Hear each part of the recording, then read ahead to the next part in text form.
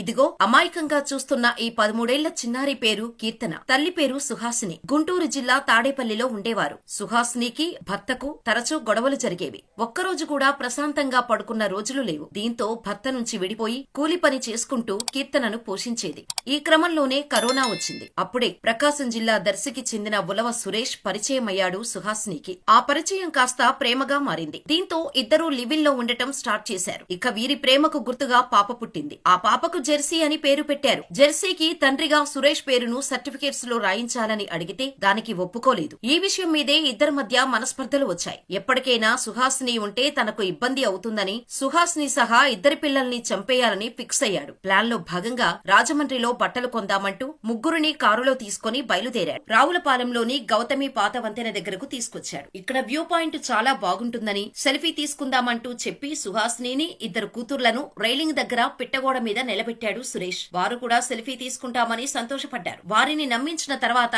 ఒక్కసారిగా వారందరినీ నదిలోకి తోసేశాడు. ఆ వెంటనే కనీసం వెనక్కి కూడా తిరిగి చూడకుండా ఫ్రాక్షన్ ఆఫ్ సెకండ్స్ లోనే కారులో వెళ్లిపోయాడు సురేష్. అయితే సుహాసిని జెర్సీ మాత్రమే నదిలో పడిపోయారు. 13 చిన్నారి కీర్తనకు వంతెన పక్కగా వేసిన కేబుల్ పైపు చేతికి అందటంతో దాన్ని గట్టిగా పట్టుకుని వేలాడుతూ ఎవరైనా రక్షిస్తారేమో అని గట్టిగా కేకలు వేసింది. ఒక్క చేత్తో పై పట్టుకుని వేలాడుతూనే గట్టిగా కేకలు వేయటంతో మొదలుపెట్టింది. కాసేపటికి కీర్తనకు తన జేబులో ఉన్న ఫోన్ సంగతి గుర్తుకొచ్చింది. దీంతో ఒక చేత్తో పైపును పట్టుజారిపోకుండా గట్టిగా పట్టుకుని ఫోన్ జాగ్రత్తగా బయటకు తీసి నదిలో పడిపోకుండా పట్టుకుని డైల్ 100 కి ఫోన్ చేసింది. తన తల్లి చెల్లి కొట్టుకుపోయారని తాను మాత్రం చేతికి అందిన వస్తువును పట్టుకుని వేలాడుతున్నా అంటూ భయంగా చెప్పింది. చిన్నారి పరిస్థితిని అర్థం చేసుకున్న రావులపాలెం ఎస్ఐ వెంకట్రమణ చిన్నారి ఫోన్ చేసిన లొకేషన్ వెంటనే ట్రేస్ చేయించి వితిన్ మినిట్స్ లో అక్కడకు చేరుకున్నారు. చిమ్మ చీకటిలో సుమారు 6 గంటల పాటు కేబుల్ పైపు ఆధారంగా వేలాడుతూ ఫోన్ చేసిన కీర్తన ధైర్యానికి పోలీసులు ఆశ్చర్యానికి గురవుతున్నారు. ఇక ఈ విషయం తెలిసిన ప్రతి ఒక్కరూ కీర్తన ధైర్యాన్ని అభినందించారు. ఓవైపు తల్లి చెల్లి చనిపోయిన విషాదం, మరోవైపు నమ్మిన వ్యక్తి తండ్రిలా చూసుకున్న వ్యక్తి తమను చంపాలని చూసిన